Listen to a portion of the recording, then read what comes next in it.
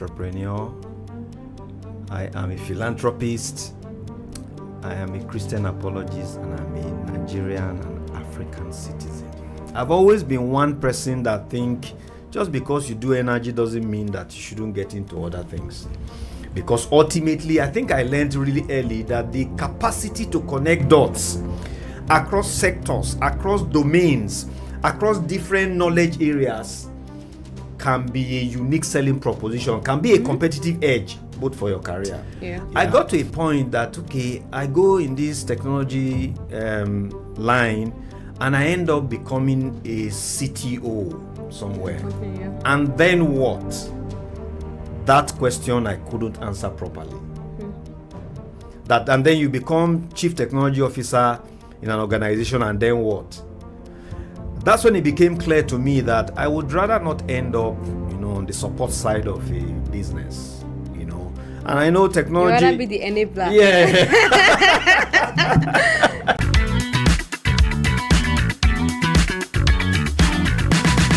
Hi again, welcome to this episode of my podcast, What's Your Impact? Today I have Myke OSEH with me. Do you want to do a brief intro, Myke? Yes, I'd love to. My name is Myke OSEH. I'm an entrepreneur. I am a philanthropist. I am a Christian apologist, and I'm a Nigerian and African citizen. My entrepreneurship journey takes me into four main sectors that I operate in: the energy sector, consulting, investment, and the non-profit.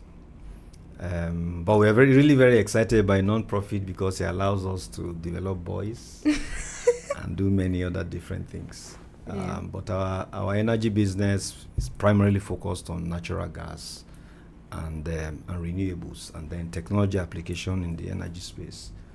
And then we can talk about the other businesses as we go on if there's requirement to it. But I'm very excited about being here, supporting anywhere they are having conversations about the energy business or young people doing things. I'll be there by default. So I'm excited to be here. Nice, thank you. I'm happy to have you here. So we would like to know a bit about your background, before the four things that you just mentioned, right?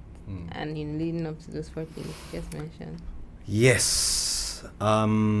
So I have been working for more than 25 years, cutting across energy, consulting, banking, technology, both in Nigeria and in the United Kingdom. I have a background in computer science and engineering, so that gave me a lot of grounding both in engineering and in technology in general. And that's pretty much all I did. Everything, database, coding, security, networks, internet, and everything in between, up until 2005, because in 2006 I then switched into energy sector, where I essentially started from scratch. And that took me into natural gas, power, and all the different things that happen in that space. I was part of the management team that built anything you now know as Accela. Came in 2004. It was just GasLink with, some customers. And all of the evolution and iteration of that organization from GasLink to Wando Gas and Power to Accela, I was part of the management team that did that. And I go everywhere and proudly say, as at the time I was leaving, we had grown top line more than 100x in that period. So we're very proud. I'm very, very proud of everything that we did, all of the culture and all the strategy and everything. I was part of that. I ran operations, I did technology, I did business development, I did strategy, I did projects, in that. And then I became a member of the governing council of the Nigerian Gas Association, just to drive the gas narrative. I was part of the only private sector member of the team that developed the National Gas Transportation Code, that we now call the Network Code, that governs how gas, is transported across Nigeria. I ran power plants, I built transmission systems and operated them. the EHGC, the East Horizon Gas Company. I was part of the project, and I also then ran it as the operations, and the head of operations. Same thing with the power plants that powered the Lagos Water Corporation, and then the Alausa campus itself, the government campus. That whole power plant I ran and did all of it. And then moved into the business development side of things, where we are then taking concept to revenue and all the things in between, to develop power projects, LNG projects, some large LNG, some small gas facilities, and all of that, and everything that goes, into that, financing, project development, and all of that. In the UK, I worked with Centrica. Centrica is the parent company of British Gas. Did some consultancy work for them or with them. That saved them a lot of money. They started the 100 million pound project before I got in, and as I got in, they had spent like 5 million pounds. And they wanted me, just an independent consultant, to come in and look at that project, because they felt that the people that were already part of it, they were too involved to be objective. Yeah. So got involved, looked at everything, worked with the G&G, that's the geologists and geophysicists, and the economists and the strategy people, and everyone, pulled together a solution that eventually that I presented to the top leadership of that organization. And they decided that this project was not supposed to be done, because it would have been a loss-making project. My evaluation came up with that answer. So that and everything I've done across Nigeria with government policies, and all of that makes me really excited about the energy sector, especially the gas side of it. Because when we started in 2004, nobody would buy gas from you. But now, eventually, there's the decade of gas, and there's a lot of talk about gas. So I'm really excited about it, and about how Nigeria is starting to pay attention to it. Even though I would like that's happening on an accelerated basis. But I guess we'll talk about that as time goes on. So yeah. What would you say, or what key things, you've spoken about how, started as in tech industry, moved into oil and gas, and, part of the, how do I say it, foundational people, behind oil and gas movement. So what key things or key lessons would you say stood out to you throughout? Number one, I'll start from me personally, and then I'll talk about organization that I work with, and then the sector itself, if that helps.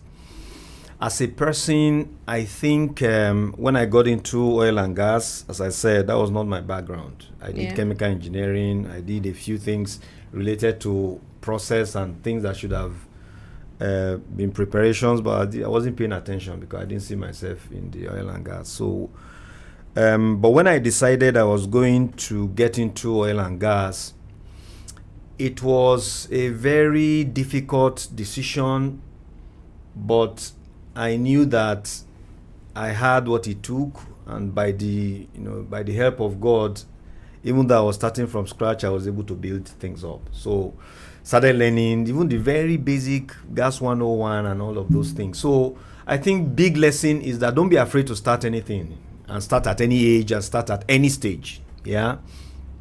And don't be afraid to move into a new part of town, or a new career, or a new sector, or start something that you don't have skills for, you don't have competencies for, you don't have things that other people think you have to have those things in order to start them. Because the push to start it itself can create the skills that you need.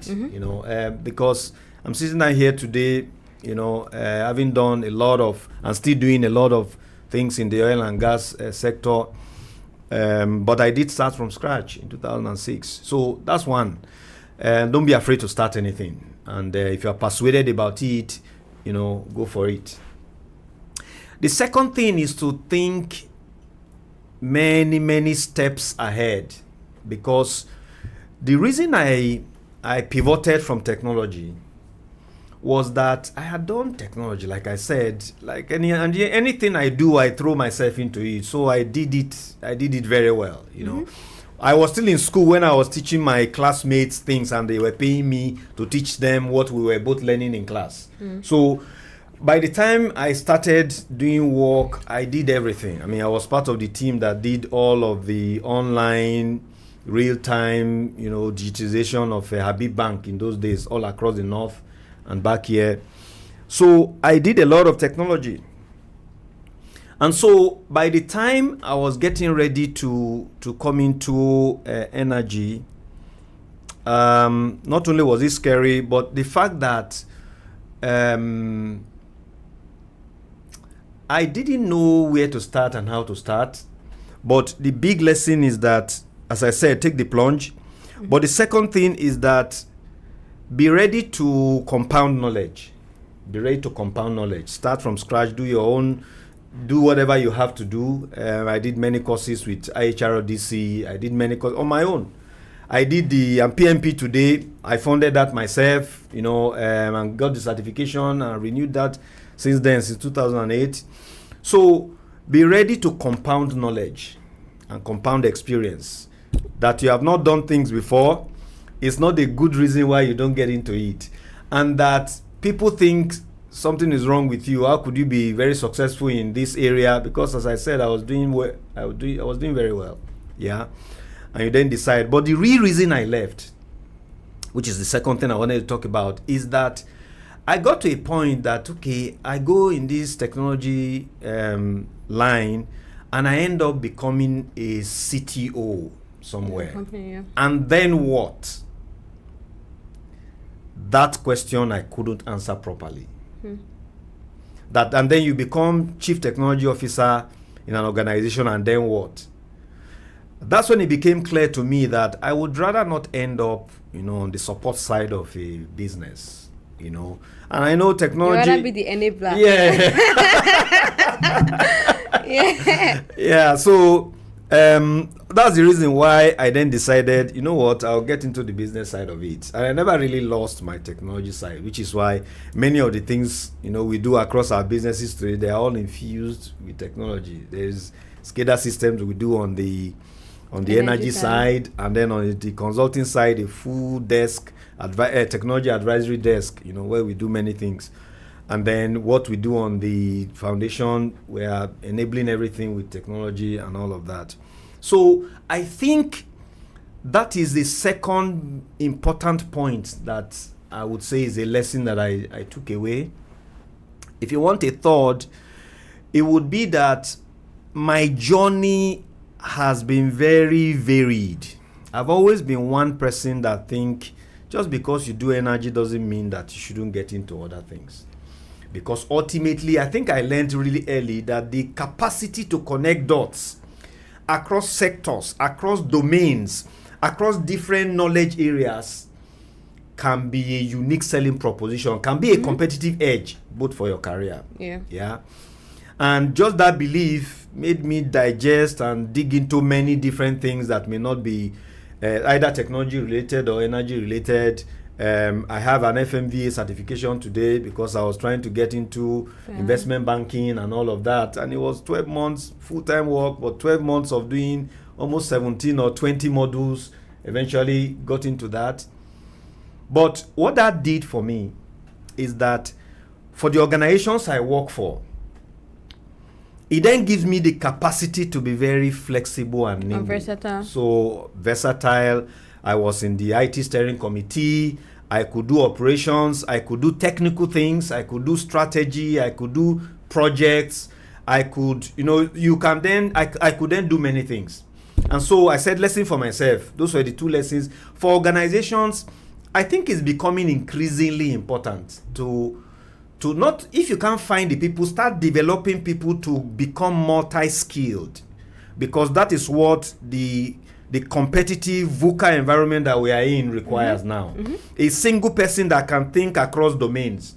You should not have somebody that only finance is what they know. Or somebody that only technical things is what they know. Organization, big lesson, is that diversify the skill base and skill pool of each person and across your organization to develop resilience, to develop many different things that just help you survive, And for the sector, biggest lesson is that I don't know that you should need this much time to go from, not even recognizing that you have this much gas to 2025 where you are gung-ho about gas. I think you should accelerate that as a sector.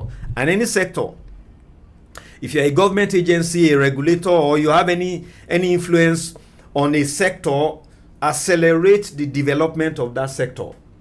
Because many things are not waiting for you. There are people outside, out in the world that are doing things, and you then need to be able to do that. So if I say, lesson for me, be ready to change and do whatever you got to do. Number two, be able to forecast and say this track you are on, where is it taking you to, and be able to pivot if necessary.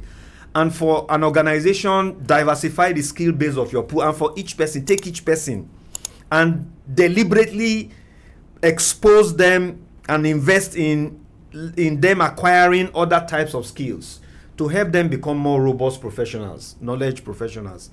And for a sector, accelerate that, accelerate that process. Those would be my lessons, if you will. Yeah, so I had a question, or maybe 2 or 3 questions concerning what you just said. So how were you able to, or how are you still able to ensure that, acquiring all the skills and being, very versatile, right? You're not a jack of all trades and then master of none.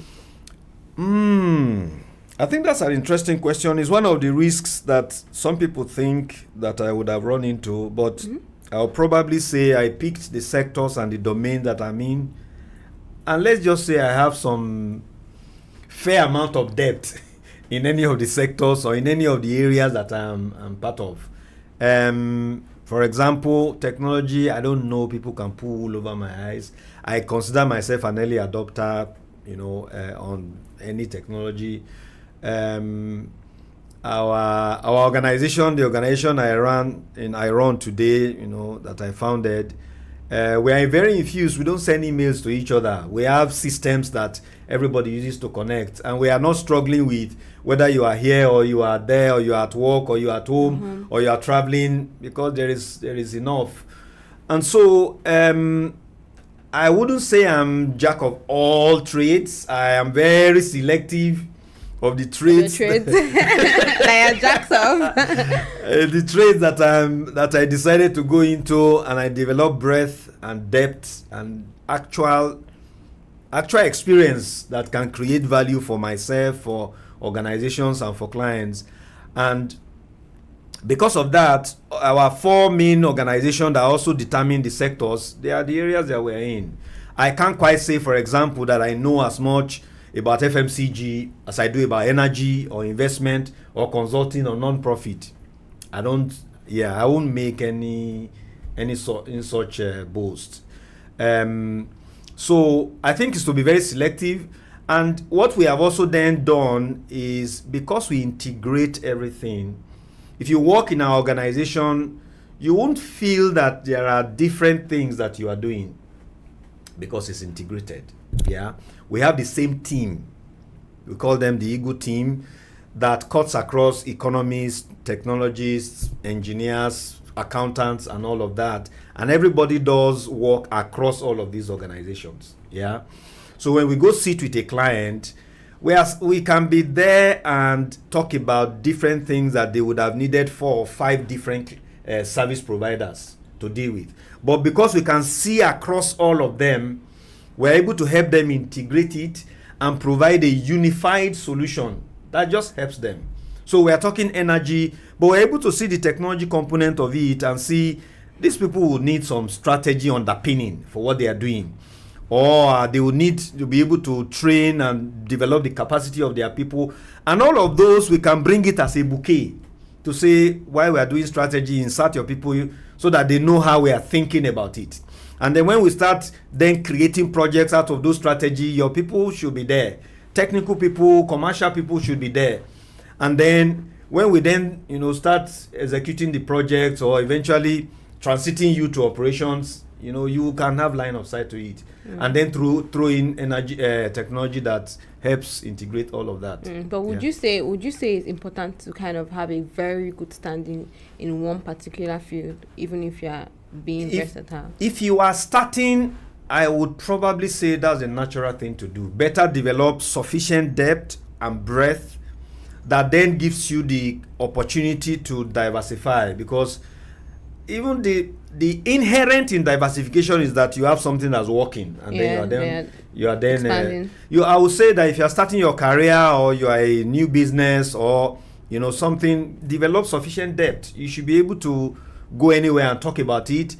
And then I'm now encouraging that, because we're in the world of AI, the runway to be able to go from that to develop the same depth in another area is much shorter now, because you can sit over a couple of months and go from knowing nothing to knowing sufficient enough that you can start creating value or get somebody to pay you for it, because you can accelerate that knowledge now.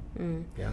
Okay, I guess lastly, on the oil and gas industry, right? How do you see the future of gas, especially in the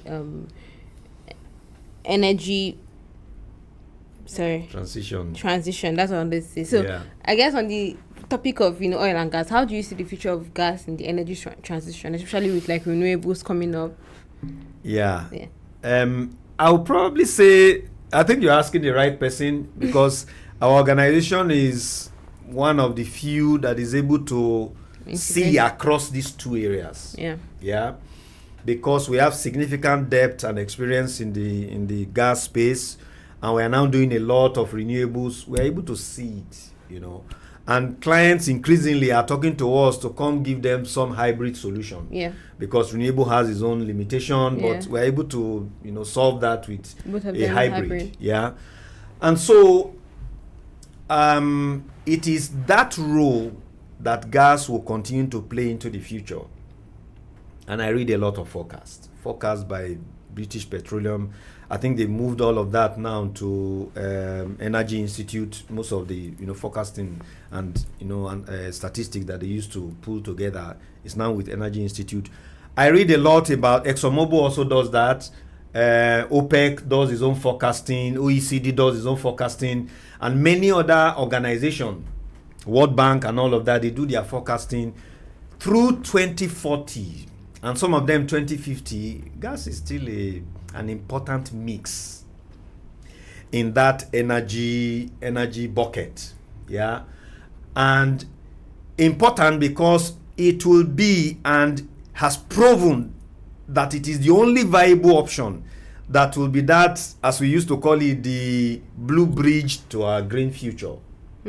The critical bridge that takes us to that green future would be natural gas, because there's abundance of it, but also because it has characteristics that renewables don't immediately have. So, for example, there are not many countries, so that I don't say there's none, there are not that many countries that have renewables as the source of power for base load for that country.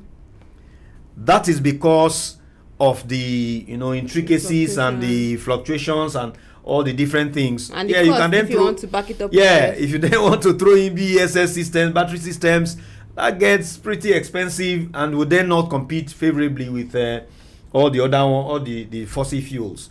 And so natural gas being the cleanest burning fossil fuel, and the fact that there's abundance of it, and the fact that there are many things you can do.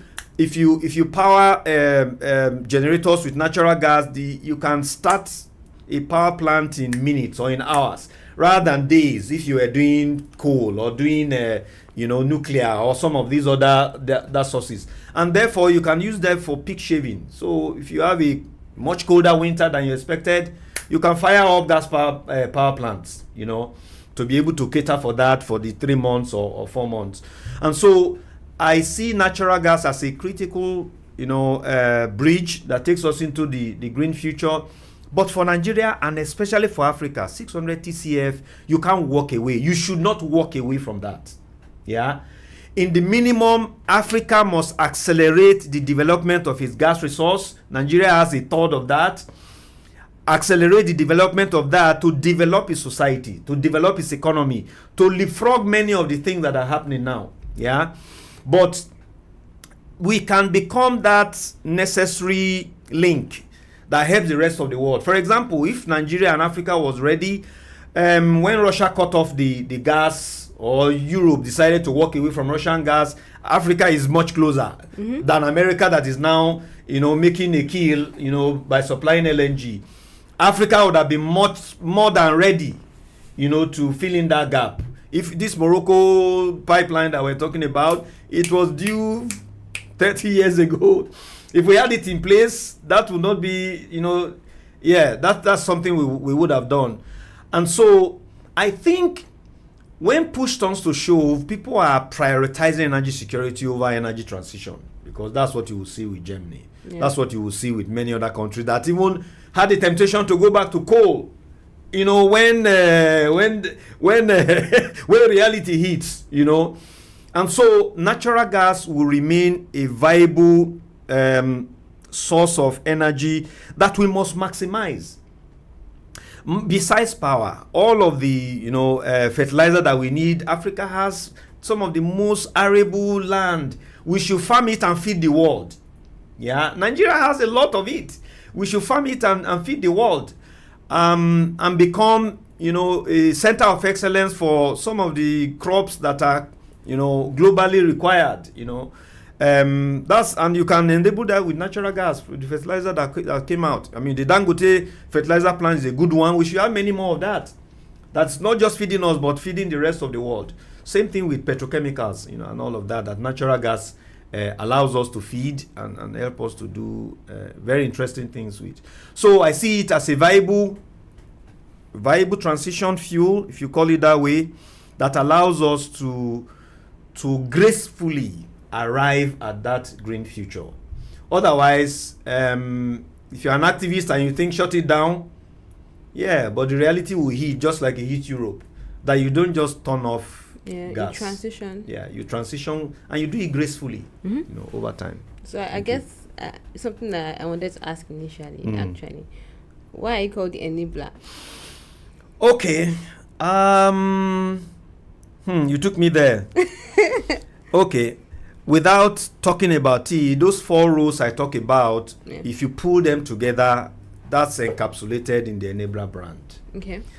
That I am an entrepreneur, I am a philanthropist, I'm a Christian apologist, and I'm a Nigerian and African citizen. And show up that way, operate that way, and do whatever I do across those 4 expressions.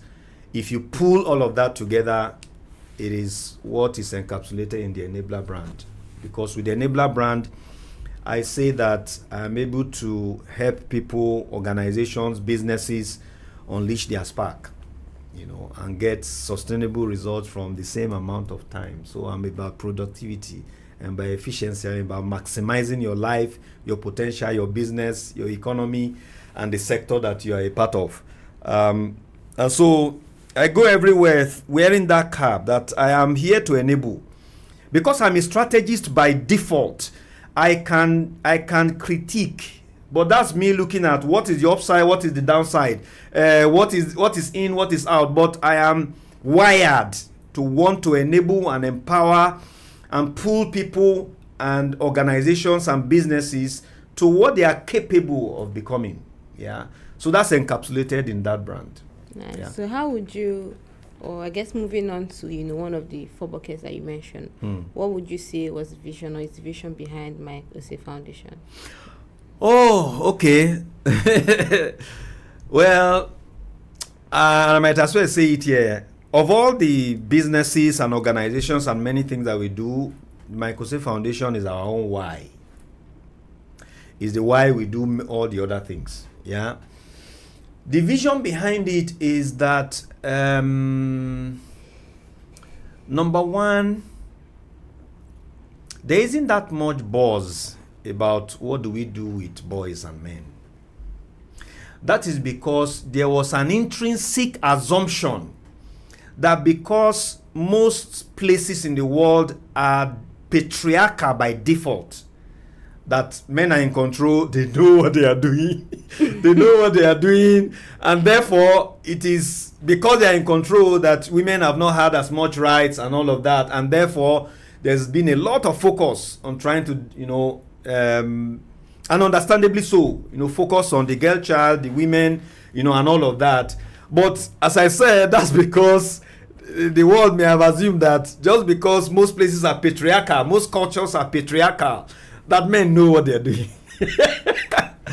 That is not the experience in real life, especially when you then, maybe older men, they will be able to figure out their life, But when you're then talking about young boys, and young men, it is clear if any well-meaning lady or woman that has a man in their life must already quickly know that these people have significant gaps. Somebody better be doing something about it. Otherwise, we may be very okay as women, but these people can ruin our life if somebody does not do something, and that desperately, So that's part of why we started that. Actually, our foundation is focused on 3 broad areas. There's the Eagle Boys program, which is a 3-in-1 program by itself. But the second part of our foundation is the Eagle Skills Academy. We haven't fully launched that yet. And then we have something we call the Ecclesia Consulting. And so back to the Eagle Boys program, that's in 3 flavors. So 10 to 21 years old is the Eagle Boys program, where we are supporting and developing them and mentoring them and having conversations that parents may not even have. Teachers can't have. Yeah. People in church, people in mosque, people in different, they will not have, with them real life conversations that we then have vetted mentors and coaches and all of that they can call. People are telling us things they even told their parents, and they may never tell their parents, that we're able to help them walk through. So that's the Eagle Boys program. And I can say more about that. But once they become older, when they cross into 22, we have a 22 to 35 program that we call the Lion Guys program. Yeah. Why Lion? Well, because we started with Eagle, we might as well do Lion and stay in that as our branding. But that is really young men. Young men that feel they're independent, they're on top of the world, nothing can happen to them.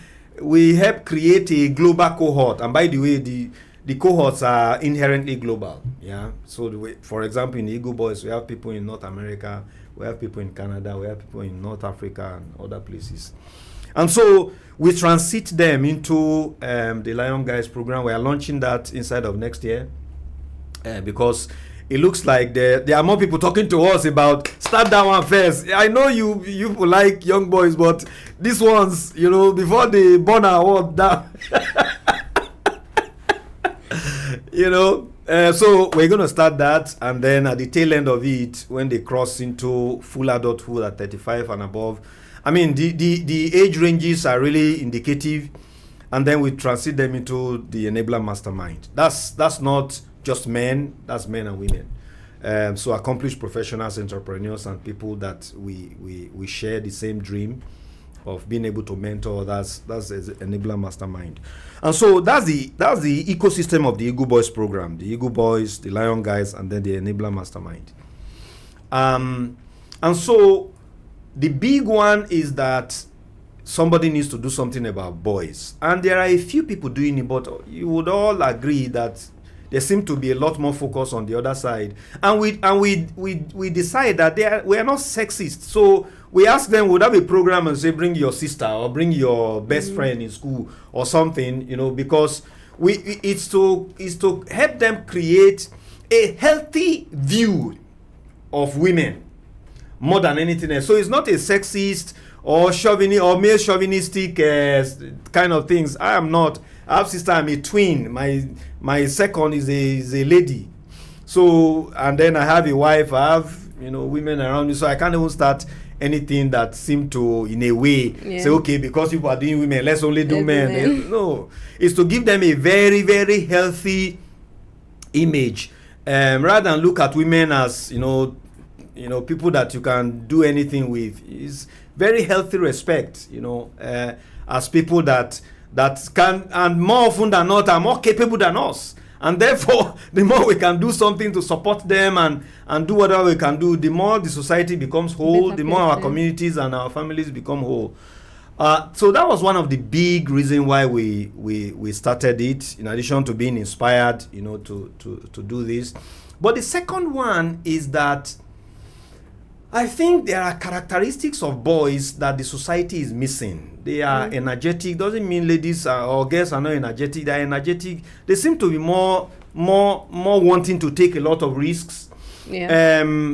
And the statistics show there are more men in prison. There are more people. There are more men committing crimes than women. The statistics is stacked against men.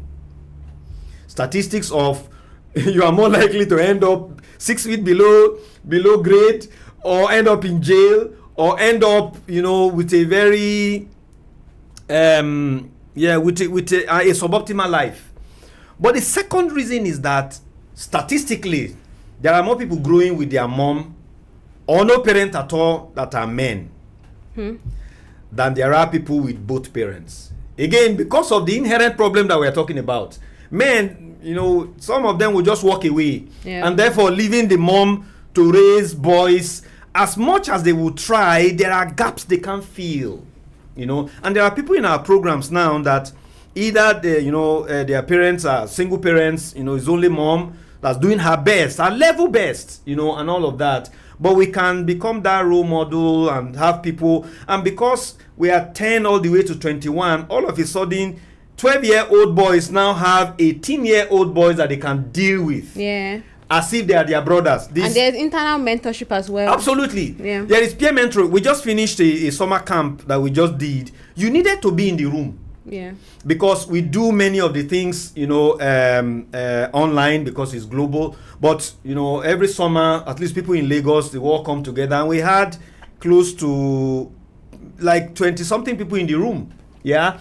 But my point is that the way they connected as if they've known each other. But that's because we have 17, 18, 19-year-olds. What we eventually found is that there were 2 or 3 boys that came. They were between 11 and 13. They are some of the smartest people I have met. And I won't, and most of my team members and other people that were in the room, just the question they would ask, it's so insightful that you'll be wondering, whoa, somebody needs to hold on to these people and really help them, because society will be missing people like this if we don't do something about them. So there's also that peer mentoring, that somebody will then call you. It's not me, Mike, it's not my team members, it's not a volunteer or coach or anything. An eagle boy calls you up to say, how you doing? I just wanted to check in on you, and all of that. And eventually, you then grow up in an ecosystem where you have boys. Because what I told them, and it was actually one of the sessions I had, that part of the reason we do this is that if men don't have very healthy way of dealing with other men, only 2 things happen. Either they grow up and become really, really aggressive to other men, or become very, very subservient to them. Yeah, I agree with that. And so you need to then grow in an environment where you are healthy enough that regardless of where you eventually end up in life, you can look at people in the eye and you know that you are unique and all of that. Yeah. So it's what drives what we do. Yeah, and we're very excited about it, as you can imagine. Yeah. And I wanted to, I guess my next question would be a very not hard in a bad way, hard in a way where there's so much, like you would have probably so many answers to my question. So my question is, what does impact mean to you, and what is your impact? And I said that would be hard because I can capture your impact already in so many words from everything you've said. But yeah, basically to you, what does impact mean, and what is your impact? Okay, impact for me would be make a measurable difference in the world. And when I say in the world, in my own world is not as generic as it is. It's human beings and organizations and institutions that I meet. So the example would be the session I was to take, for these Eagle boys, it took me 3 or 4 days to prepare for that session. By the time I showed up, my team members were, it's just boys now, why are you working that hard? And I told them that the same way I prepare when we do executive coaching in our consulting business. The same way I prepare when I'm going to talk to a C-suite is how I prepare when I'm talking to the boys. The reason is that to maximize my impact, I pour myself into it. So my impact is make a measurable difference. And that's encapsulated in that my Enabla definition, is that we help people to find, develop and deploy their own spark. What ignites them. And if I go from an individual, it's an organization. When I'm talking to an organization, before I show up there, I've read everything they have said to the whole world about themselves. Yeah. And I'm going there to say, how can I unleash something in this organization that would last for a long time? Yeah. And therefore, most of our clients, they are just naturally partners now, because they know we didn't come in to just do a deal and run away, or maximize our take and run away. They know we are here to enable them. So we are one of the few organizations that will be doing project development for an organization, and will match it with capacity development to say, we know you said your people don't know too much about this. While we are doing it, not only should you put some people here, we would have a program to deliberately develop their people. People have asked me, how would you be doing that now? How would they patronize you? That has not been my experience. It's not stopped them from patronizing us. Because it's like you are teaching them to fish. If they can fish themselves, then they don't need you. Okay. And I'm saying that has not been our experience. Maybe in people's minds, or because it's some cliche, most organizations that we work with, that we also help develop their people, they don't send us away by saying, okay, I don't teach us what you want to know, and therefore you should go away, because there will be many other things to do. And all of a sudden, a CEO is calling and saying, you know us deeper than most people. This is what we're trying to do. What do you people think? We're trying to get into, we just finished a study for an organization now that is saying, we've been doing what we've been doing and we've made a lot of money, but there are many things. So scan Africa, scan Nigeria for us, and tell us what else we can do. And we just finished that study, big study, and they are inviting us to their board meeting, somewhere, in South Africa or Dubai. I don't know where they say they're going to settle, to come and talk to their board about what we found. Yeah. And so my impact would be that everywhere we go, anybody we have contact with, we will leave them with something that stays with them for a long, long time. If it's an organization, we leave them with a mindset, or we leave them with tool sets. We leave them with skill sets that is perpetuated across the organization. If it's an individual, as I said, we do life coaching, we do executive coaching. I don't know anybody we have spoken to and something did not shift in their life, either as an executive or as an individual. Just really, literally yesterday, one of the Eagle boys, came in to say, I need your help. I finished school. I don't know what to do.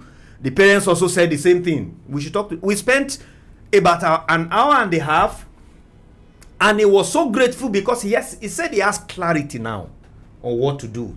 And so it's to ensure that not only do we leave people much better, we leave people with actionable strategies, actionable things they can do to leapfrog their lives or leapfrog their organization. That will be my impact. And I'm looking at, it's part of the reason I wake up every day, because there is something that you can say to someone or do, and in the energy space is to become that de facto organization that helps Nigeria monetize all its 210 TCF of gas. And then goes on to integrate all of the renewable resources that we have into a coherent, integrated mix that just makes Nigeria that place you want to come and work, you want to come and play, and you want to come and live. is one of the things I have as a dream, yeah, and it's driving many of the things that we do today. Yeah. No, I think that clearly answered my question, because even random, right, a testimonial I have in quote, right, because I attended one of the energy sector immersion program. Yeah. And what I picked from it was not probably what everyone else picked from it, right? Okay. So when I got home the other day, I was telling my sister that I attended this program like for the last 2 days, and what I picked from it was that I can actually be rooted in different segments, right, in technical, financial, business development. Because I heard you speak, right, and I heard you speak about the different segments: the technical, the financial, the development, and I saw that you were deeply rooted in everything, right. And that's something that I kind of struggled with. I'm still quite early in my career, but I have a technical background, right. Okay. I do finance as well, like something that I was self-learned, and then trying to integrate both of them. But it's something I've always kind of struggled with. That do I have to pick? Oh, I want to be a technical person, I want to be a financial person, I want to do business development? And it kind of made me see someone that has, done different things and was deeply rooted in those things, that can speak on, every of those segments. And, I kind of felt encouraged, and that was what I picked from that program. Yeah. Good to know. Yeah. Good to know. Yeah. So I guess a question I have, like reflecting on, I guess, your career, are there some challenges, or is there a particular challenge that you faced, and how did you overcome that challenge? I think, just piggying back on what I said earlier, just that switch from technology that I knew very well and I was doing very well. Nobody had any doubts about what I was capable of doing in the technology space. And when I switched, I was rookie as it gets, yeah, because I just said I was reading what would be equivalent to Gas 101 or Energy 101 and all of that. It was a major challenge, so much so that all of 2006 going into 2007, at some point I was doubting, I hope you have not missed your way, Yeah. But because of what I told you was one of the reasons I went into it, is to say, if you continue like this, you are doing very well, you end up as CTO. Yeah. I don't know what else you will do as CTO. You either remain there or you go and be something. But it was strange, and so it was why I wanted to come into the heart of the business itself. And so I would say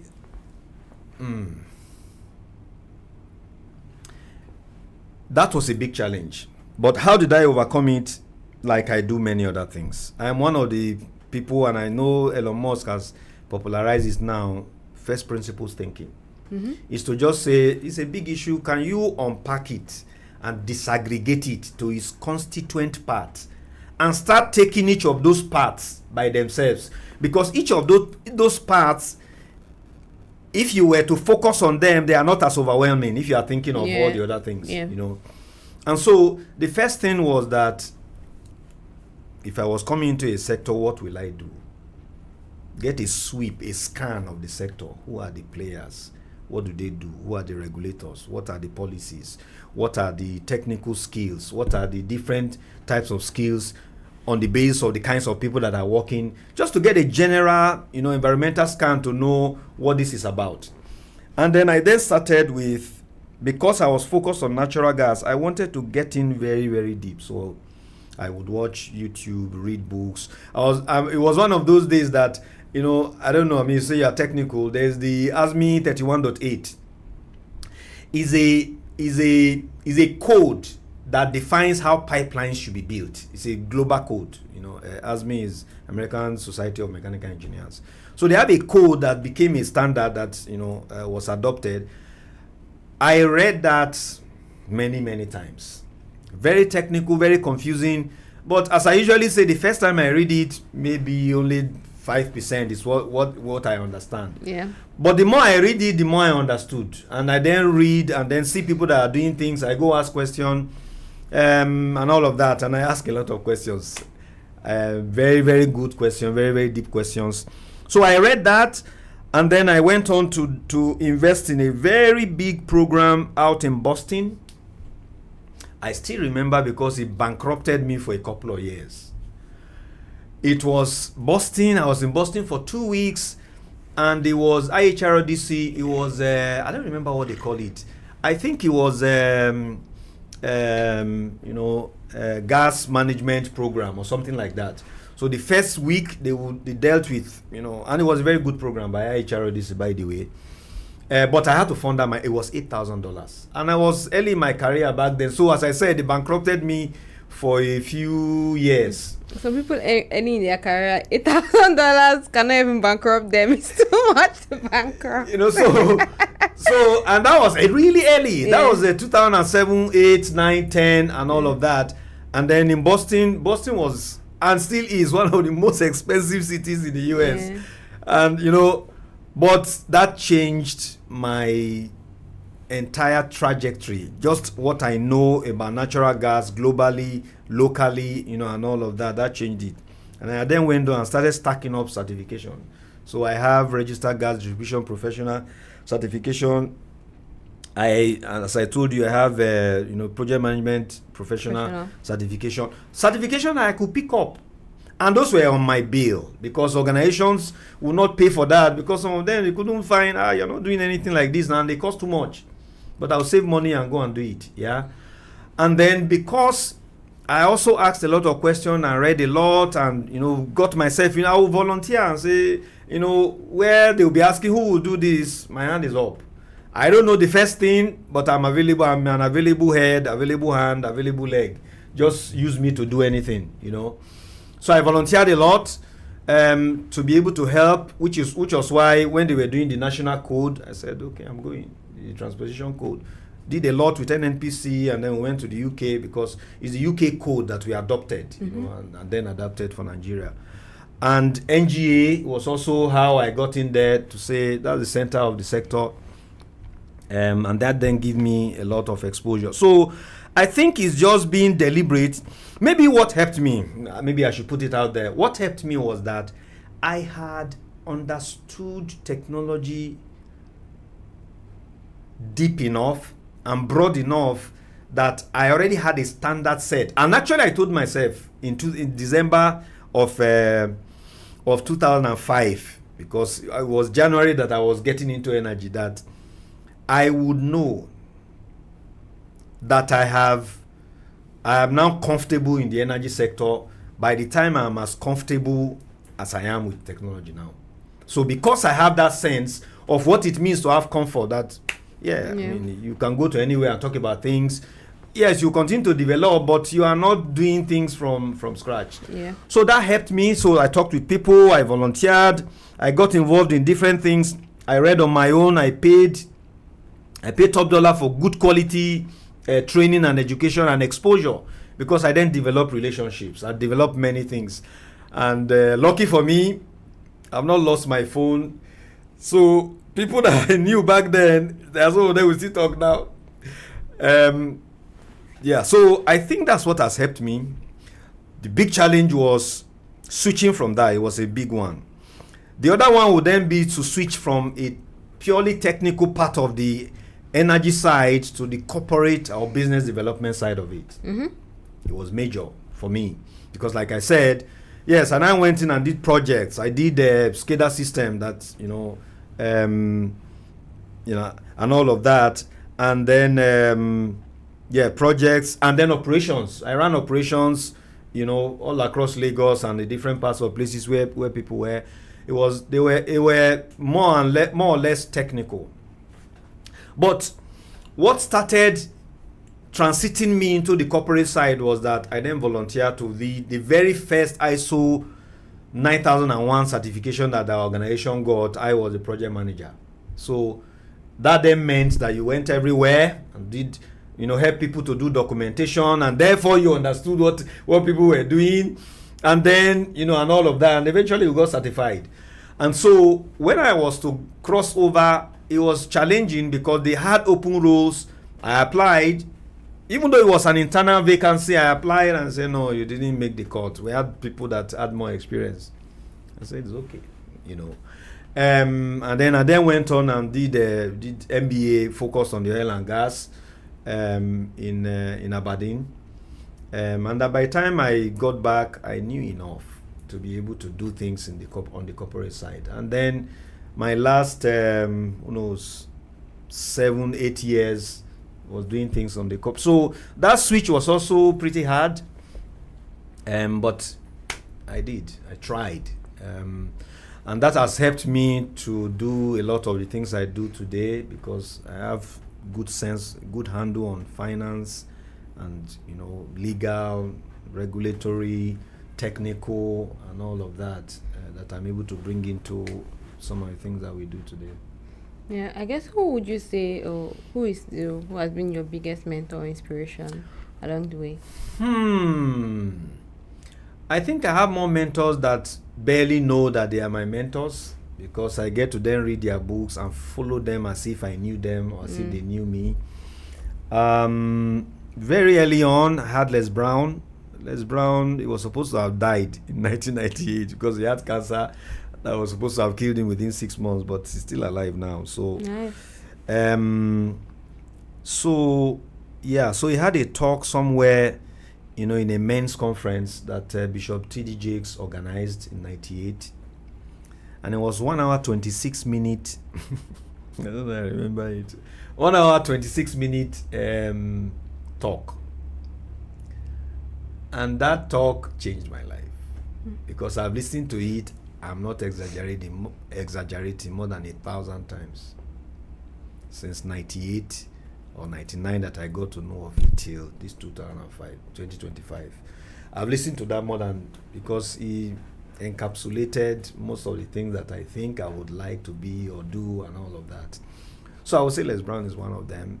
In the industry though, because we started most of these things, I think it will be the team. Our CEO, Bolaji, would be one of them. And people outside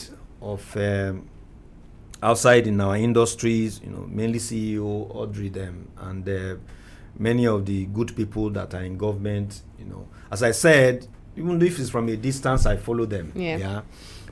And added to my own just sense of knowing what I want to do and how I want to do it. So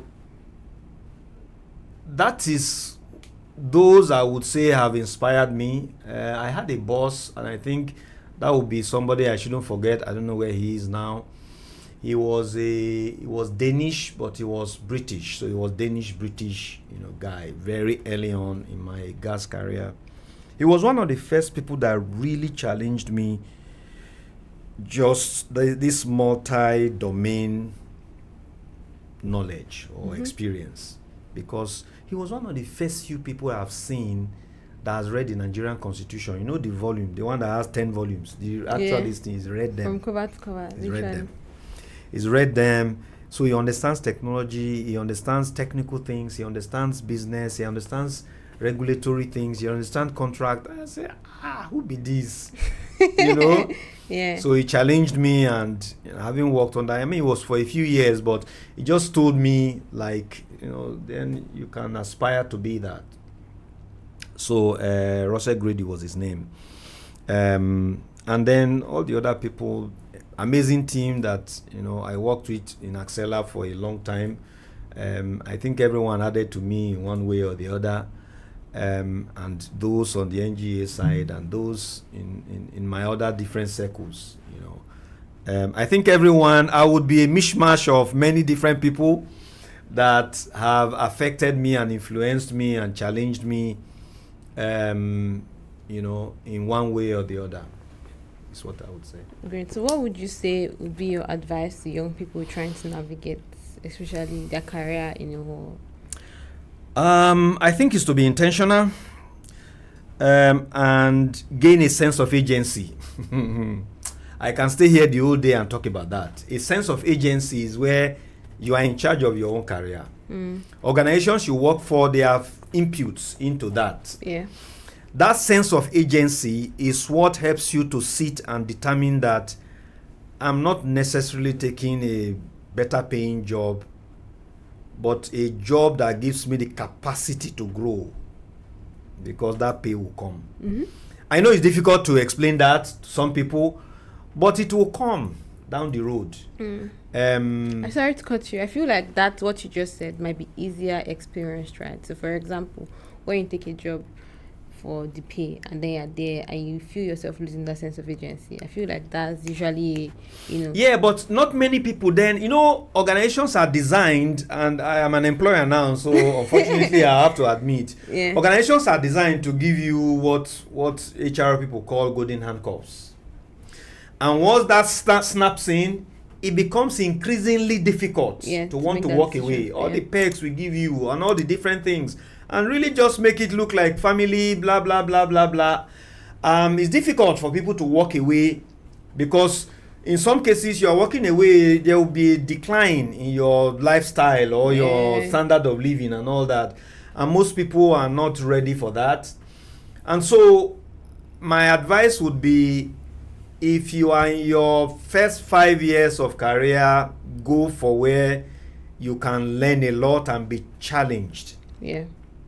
Manage whatever they give you, get creative and find something outside that you can do that doesn't conflict with what you are doing primarily for your employer. But go where you will be exposed to different things. And the more challenging the place is, the better for you, because people don't want to leave their comfort zone, and that includes me. But a place that you can go back and say, I'm learning something. It's challenging. My head is spinning. Some people are crazy, and all of that. But I am learning a lot. And I don't know how long I'm going to be here, but every day I'm going to make it count. Every week I'm going to make it count. That's important. Yeah. Which ties back to what I said earlier. While you are doing that, be giving yourself the opportunity to diversify your skill base. I can almost forecast. If all you can do is accounting, very, very quickly AI has replaced you. I'm not telling you that AI will replace you. AI has replaced you. Yeah. If all you can do is do copy, now I'm picking at people in the gig economy. If all you can do is copy, I can already tell you that AI has replaced you. In short, I can tell you, if all you can do is design, Nano Banana just came, and then chat GPT image already does a fantastic job. You will be replaced easily, except you are also trying to integrate all of that into your life. That's what I'm saying. To say on the side, be honing skills that are mutually reinforcing with what you are getting primarily from your organization, and expanding your network, which is the last thing I'm going to say. Get out there. I know people that say, no, me, I'm not a social type. Nobody is a social type. Get out there and meet human beings and say hello to them and add value to them. You find something useful, share it with them, and continue to do that, because all of that add up. All of that add up for many, many years. Many, many years when I was in paid employment, I usually get this LBS, this thing that Bismarck does with Lagos Business School every month. Just a summary of the economy and what's happening in the world. I'll get it and share it with everybody on my WhatsApp listing. I don't know if people are reading it. It's only when I stopped, somebody now comes and says, Myke, where is that this thing now? That's when I knew that people were reading it. But my point is that there are people today that is what helped me keep in touch with them. So 10, 15 years down the line, they show up. Actually, somebody just brought a job for us, and he said, we knew back in 2014. And he said they were going to do something, but they thought the Big Four would do it. Big Four has even quoted, and they were going to give that. And he said, come on, Big Four will collect it and then go and give it to people that will really do it. Why didn't they come direct? That's how we got this job. This somebody I've not seen in 10 years. Yeah? And so, develop your network. Start small. Make it count when you go for trainings. That's a captive audience. Don't just go and eat and come. Have discussions with people, exchange things. That's number one. Number two, there are many opportunities. You go to parties, or you go to conferences, and you go to seminars, or people across your organization. There are people that, people work with them and they don't know too much. Get involved in their lives, because that's going to enrich your professional journey. So number one, be intentional about your own career development and what you learn. Some of your binge watching should be binge watching on something that is important to you. when we're trying to get into, I mean, we have an investment arm that I haven't talked about. When we're trying to get into VC, that's what I did. So I watched David Rubenstein and all the BlackRock people and all the different things. That was what I'm binge watching on YouTube, you know, until I eventually start getting comfortable. And then I told you I went to do a Corporate Finance Institute, the FMBA program, just to get a much better grounding. That's how you do it. You are doing things on your own. You are maximizing the opportunity to get trained in your organization. You are honing skills on the side. You are networking and continuing to expand your scope and awareness. That is how you win. Win in life, win in your career, win anywhere you go, regardless of the context. Yeah. So I guess just a side question. Who, maybe 2 or 3 people that you think should, be on this podcast just to share what they know, share their experience, share their knowledge? Let's just say we can talk offline, but there are a few people that we can talk about. Okay. Yeah, but I think you should. You are doing, by the way, I don't know if you are recording this, but I think you are doing a fantastic job. Start as you have started, but stay at it. Stay at it, because what's it called? This last week, I was reading about how people eventually, get stardom. And it says Picasso painted many, many different things that we don't know them. But one of them was blue. Yeah. Continue to do what you are doing and build it. I see it. Build it organically. If you have money, boost it and do whatever you are doing, because what you are doing here is very powerful. There are people that will hear the story, hear your question, and it may not even be who is talking that they are interested in. That very insightful question. Who is she? Where is she and all of that. Maybe there's something we can do together. I want somebody like this on a larger platform or things like that. I think you should do that and continue to do it.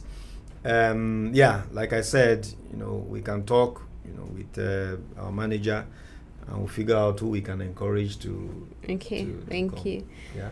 Do you have any passing words before we close up? I'll probably say, don't wait to recount what the impact you have made, because every day is an opportunity to make impact. Every day it's an opportunity to make impact. But you start by developing yourself enough that there's something of value that emanates from you. Again, I'm saying this because my own personal core value is what I call 2 It's personal development plus people development, integrity, and then excellence. And so I'm very big on personal development. That then prepares me to develop people. Yeah. Because when I have engagements with people, I'm only telling them what I know. What I was going to quote was, somewhere in the Bible where it says, what we have, we give you. Conversely, what you don't have, you can't give. And therefore, if you are early in your career, focus on eating. Focus on ingesting as much as possible so that you are developing yourself, developing your mind, your capacity to think, your capacity to ask really, really good questions. I didn't have time to talk about that. That has saved my life. Just by being able to read the environment and ask really good questions that makes people say to me what they would ordinarily not have said. Yeah. So develop yourself. And be very intentional about that. Like I said, by all means, binge watch on anything, but you should come one day and say, enough of binge watching on Blacklist, and that's me. The same time or half the time I spent on that, I'm going to spend it binge watching on X. You go and curate the X and binge watch on them. Yeah. To continue to develop yourself and spend some of your vacation money. Go on vacation, but while you are there, go on a course. Because you are already there anyways, you might as well pay something and go for a course, so that you can meet people. And you then have, with all of that, you then have the opportunity to give something to your organization.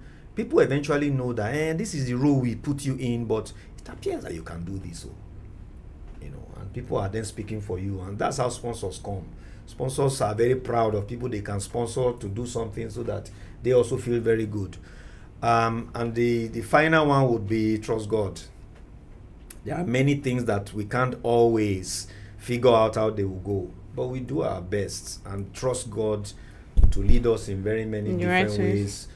that we will otherwise not have taken. I think that's an important thing, because the grace of God eventually covers whatever gaps that we couldn't deal with as human beings. So again, thank you for having me here. Thank you too for coming here and sharing your background, some advice for people that want to have a successful career and want to be enablers as well. Thank you for watching this episode. Thank you for getting to this part of the episode. Do well to subscribe to our YouTube channel and follow our social media pages. See you next time. Bye.